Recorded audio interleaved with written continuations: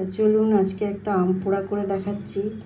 তা আম পোড়াটা কীভাবে করছি গ্যাসে আপনাদের সাথে শেয়ার করছি। তা গ্যাসটা প্রথমত আমি ধরিয়ে দিচ্ছি। এবারে তা গ্যাসটাকে ধরিয়ে দিচ্ছি, একটা এরকম ঝাঁপ দিয়ে দিচ্ছি উপরটা। তো এখানে আমি 4টে আম নিয়েছি, এরকমভাবে পোড়াবো আস্তে আস্তে। প্রথম দুটো দুটো করে পুড়িয়ে নেব।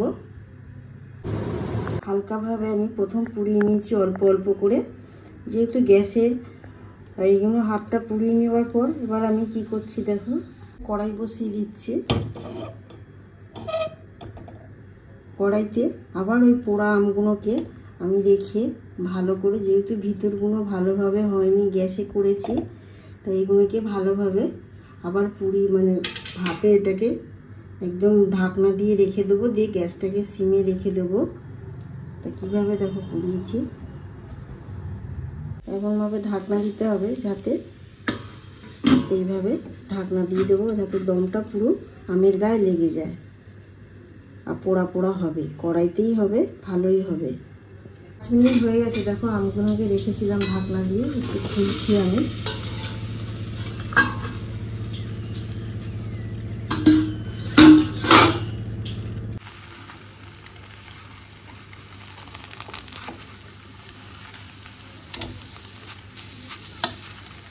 তা আমটা ওইদিকে ঠান্ডা হচ্ছে। তা দেখো এইখানে আমি একটা মশলা করে নিচ্ছি। গ্যাসটা ধরিয়ে সিমে রেখে দিয়েছি। 1 চামচের মতন গোটা জিরে নিলাম। যার যতটা আম, আমার এখানে 4টে আম আছে, ছোট চামচে 2 চামচের মতন আমি জিরে নিয়ে নিলাম, গোটা জিরে। এটাকে হালকা কড়াইতে ভেজে নেব।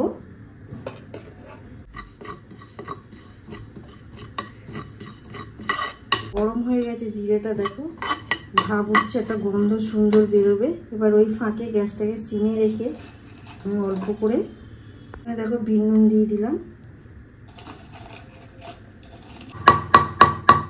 তো মশলাটা দেখো কত সুন্দর গুঁড়ো হয়ে গেছে। এবার আমি একটা কোটোয় ভরে রেখে দিচ্ছি। তো দেখো আমগুলো কত সুন্দর হয়ে গেছে, নরম হয়ে গেছে পুরো। এবার আস্তে আস্তে দেখো আমগুলো দেখো এইভাবে পুরো ছাড়িয়ে নিচ্ছি,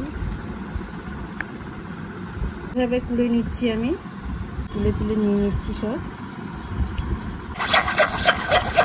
আখের গুড়, আমি আখের গুড় দিয়ে দিচ্ছি 2 চামচের মতন। আখের গুড়টাকে ভালো করে আমটার সাথে মাখিয়ে রেখে দিয়ে এবারে গ্লাসে দিয়ে আমি পরিবেশন করে দেখাচ্ছি কিভাবে। প্রথমে 1 চামচ করে দিয়ে দিলাম।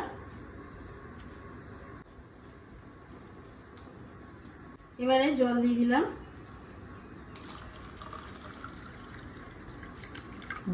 কত সুন্দর গুলে যাচ্ছে। বরফ দিয়ে দিচ্ছি।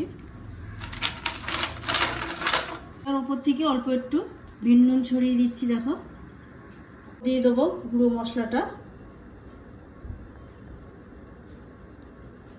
ওরা আপনারাও বাড়িতে বানিয়ে দেখুন, দেখে কত ভালো লাগবে।